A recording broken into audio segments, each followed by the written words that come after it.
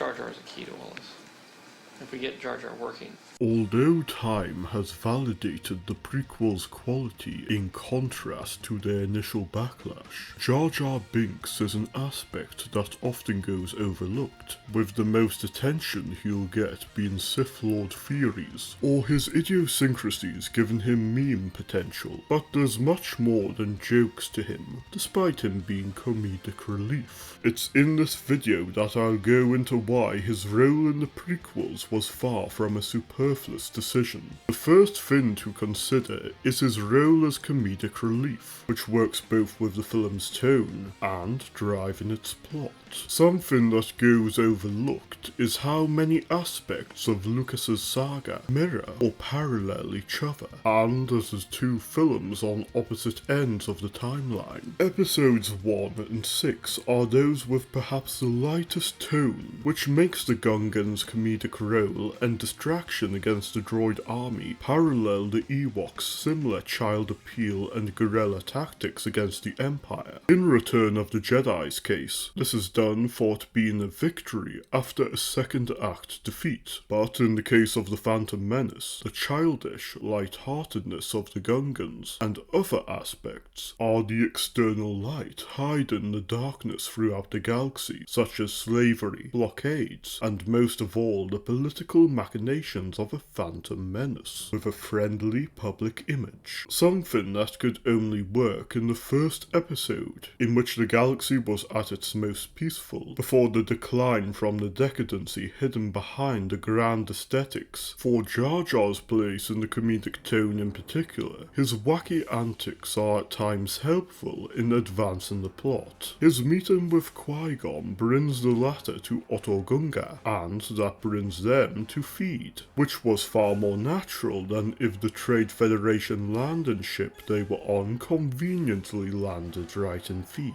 His actions later on also help the film adhere to the show don't tell rule. Activating the pit droid gives Anakin an opportunity to show his expertise working in Watto's shop, and his meeting with Sebulba makes the latter an actual character rather than pure opposition to Anakin. Perhaps the best cases of these antics aiding visual storytelling are at the Skywalker home. His attempt to steal some food has Qui-Gon display the reflexes he was speaking of, and have no way of hiding things from Anakin, while him goofing around during Anakin testing the pod racer has the audience realise the bare minimum danger in merely being around a pod, and display the weight of Anakin going through the race long before we properly see it. It's these actions with the unfamiliar causing others to respond that have Jar Jar serve as an audience surrogate before Anakin takes the role halfway through the film, something not only necessary if one watched the films in Lucas's intended order, but in his poor qualities serving well in defining the everyman. As much as we may inflate our achievements or importance, the average person in the same situation wouldn't be that much more competent than Jar Jar, and his childishness helps create this empathetic connection in the younger audience, something worth considering when the Star Wars saga is one meant to be suitable to introduce to children despite its more mature or darker themes. The most important aspect of Jar Jar's unassuming role though happens when the group arrive at Coruscant. Until that point, everyone around Jar Jar, such as Qui-Gon or Obi-Wan, have treated him as a nuisance at best and unimportant at worst, much like the audience. It's when Padme is at her most desperate within Episode 1, with worries of her people's fate and the Senate's inability to help,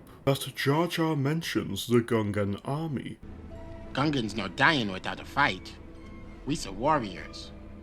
We got a grand army. Which become pivotal for the climax. It's thanks to Jar Jar mentioning this that Padme has the idea to ally with the Gungans, and the distraction they pose to the bulk of the droid army is enough the group isn't overwhelmed at Feed, and are able to capture Nute Gunray. It's through this that not only are the ensemble main cast saved from a crushing defeat, but that we see the value of even the most insignificant of beings in the right scenario. This also makes the speaking style and antics that can be annoying to some an important lesson on considering the worth of even those one struggles to tolerate. This is of course not where Jar Jar's role within Lucas's saga ends though, as he plays a pivotal role once more in Attack of the Clones. His representative position for little beyond representation itself, and some luck, leads to the same desire to do what he can despite his insignificance be now used for a darker purpose, in becoming an unwitting pawn to Palpatine. Though many other senators could have proposed giving Palpatine emergency powers, it would hold far less sway, if not from one at the centre of the Naboo crisis that brought Palpatine into his position, in what seemed at the time the right choice. The most insignificant of beings can also become a valuable tool for evil in the right scenario, and we see this further in the tragedy of him having been relegated to a sad cameo in Revenge of the Sith, his purpose to Palpatine's plans having been served, as his good intentions but lack of real skill was used to bring his world into ruin, as the childlike brightness of his introductory act has faded away with the dark reign of the Empire. Jar Jar's character is important in showing not only the noble things a fool can accomplish, but the risk they can pose with the wrong puppeteer, along with serving as a tonal measurement of the prequel trilogy, his screen time diminishing the darker the story gets. Thank you if having watched through this video. If wanting more Star Wars related videos, comment a topic and I'll see if I can cover it, and subscribe to keep updated. If wanting to see another Phantom Menace centric video, watch this analysis on the Duel of the Fates. Until next time, may the Force be with you.